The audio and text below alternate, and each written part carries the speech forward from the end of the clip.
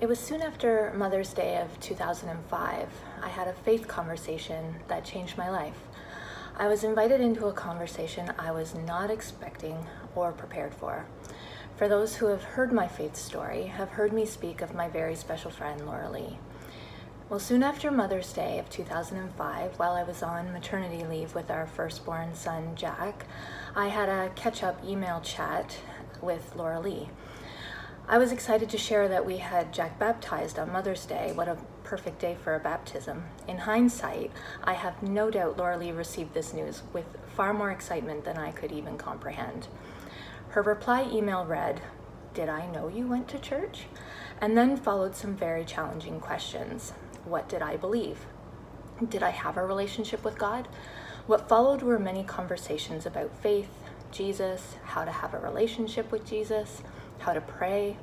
It was a mentorship that led me closer to developing a relationship with God. Before this conversation took place, I knew I believed in God.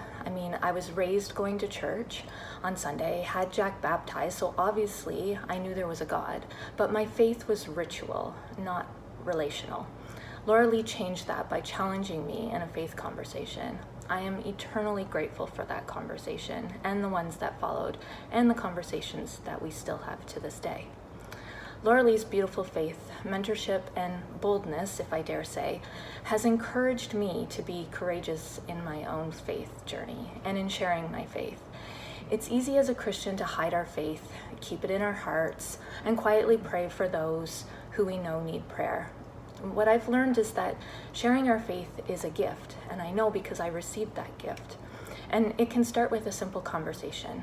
Talking about our faith can feel awkward and even embarrassing. And people who don't know Jesus don't really understand just how cool he is. I know I've struggled in the past to even know the right language to use. What I've come to learn is that just being myself and sharing my own experience is really enough. Being authentically me, who happens to love Jesus, is just part of who I am. I don't need to quote the Bible in every conversation to prove or share my faith. Given my success with memory work, this wouldn't even be possible if it were a requirement to do so. We have no idea when a simple conversation could change the path of someone's life or even just plant a small seed that in time will grow or encourage future conversations. Laura Lee is an urban missionary. With every ounce of her being, she lives out her faith.